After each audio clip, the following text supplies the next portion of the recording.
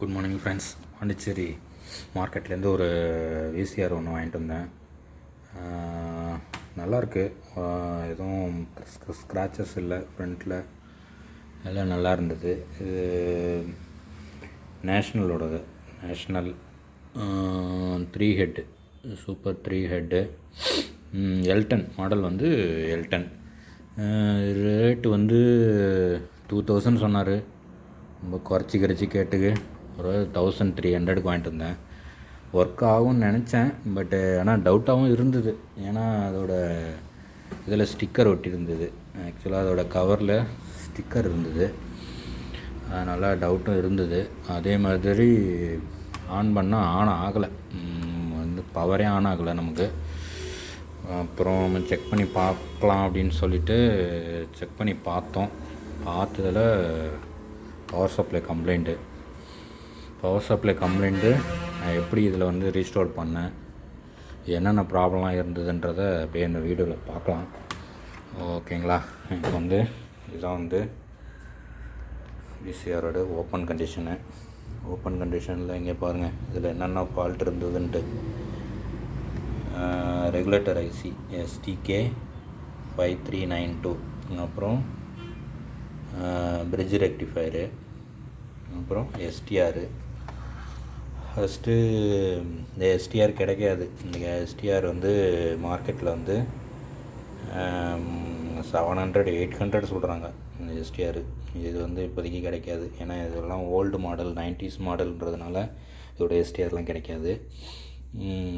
இது எதுவுமே கிடைக்காது ஆக்சுவலாக. இது எல்லாமே வேறு செட்லேருந்து ஏதாவது எடுத்து நம்ம திருப்பி ஸ்பேர் போட்டால் தான் உண்டு. அப்புறம் வந்து அதுக்கு பதில் நான் என்ன பண்ணியிருக்கேன், நம்ம இப்போ மாடல் விற்கிது. STR நமக்கு தேவையில்லை, இது மாதிரி SMBS மாடல் விற்கிது. SMBS ரெடி பண்ணுறவங்களுக்கு தெரியும் மெக்கானிக்லாம். அப்புறம் ஓகே, நம்ம இதை ட்ரை பண்ணி பார்க்கலாம் அப்படின்னு சொல்லிட்டு ட்ரை பண்ணி சீரீஸில் பல்பில் போட்டு ஆன் பண்ணிட்டேன். இந்த ஆன் ஆயிடுச்சு.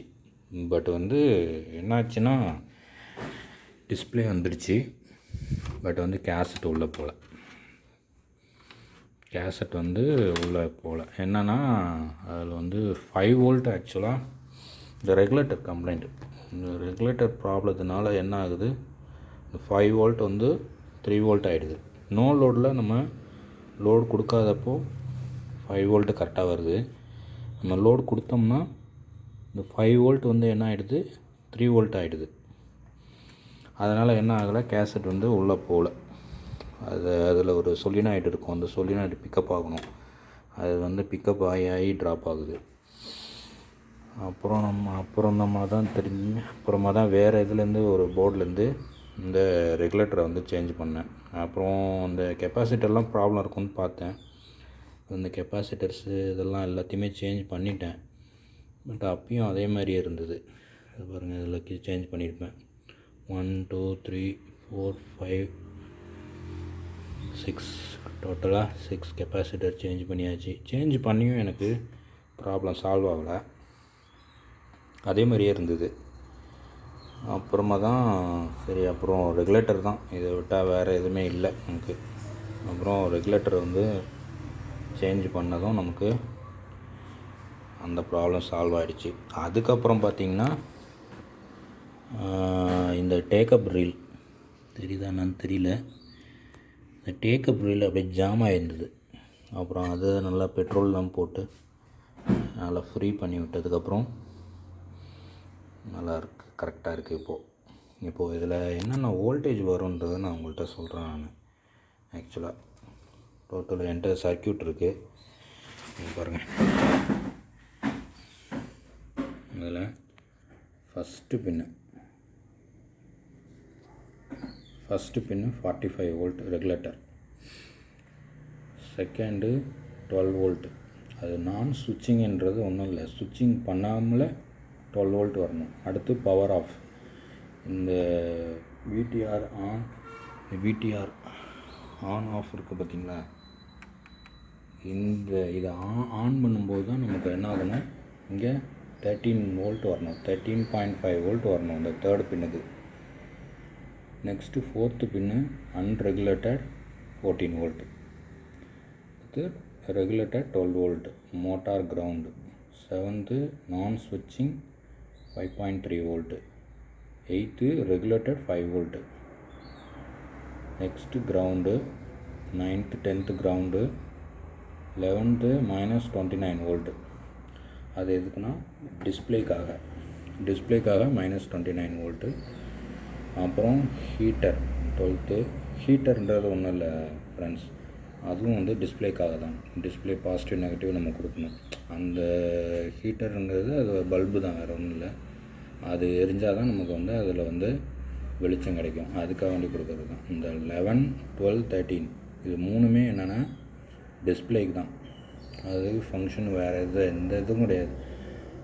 டிஸ்பிளே வராமல் எல்லாமே ஃபங்க்ஷன் ஆச்சுன்னா நமக்கு அந்த 11, 12, 13 இந்த மூணு பின்னில் வோல்டேஜ் கரெக்டாக வருதா செக் பண்ணணும்.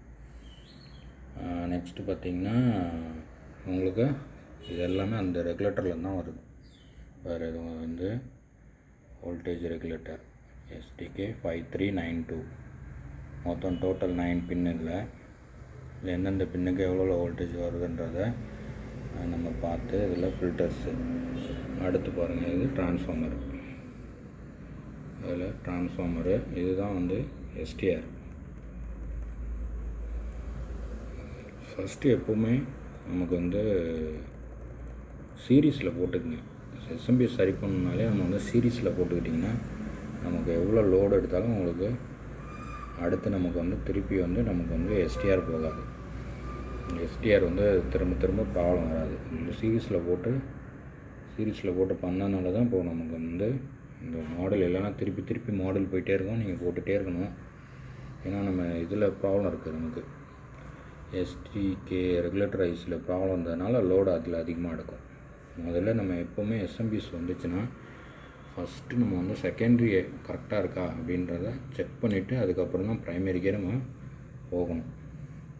ஓகேங்களா? இப்போது நம்ம வந்து இதில் வந்து ஆன் பண்ணி கேசட் போட்டு ரன் பண்ணி காமிக்கிறேன். கிளியர் பண்ணுறதுக்கு கிட்டத்தட்ட 1 day ஆகிடுச்சு எனக்கு. ப்ராப்ளத்தெலாம் ரெக்டிஃபை பண்ணி பண்ணுறதுக்கு. பாருங்க, டிஸ்பிளே ஆன் ஆகிடுச்சு. ஓகே,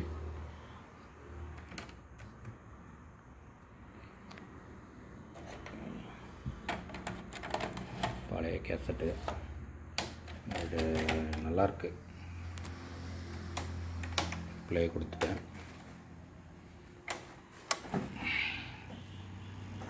ரொட்டேட் ஆகுது.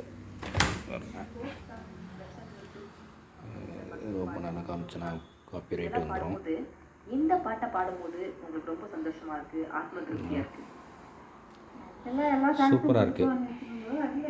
செட்டு நல்லா அருமையாக இருக்குது. சூப்பராக.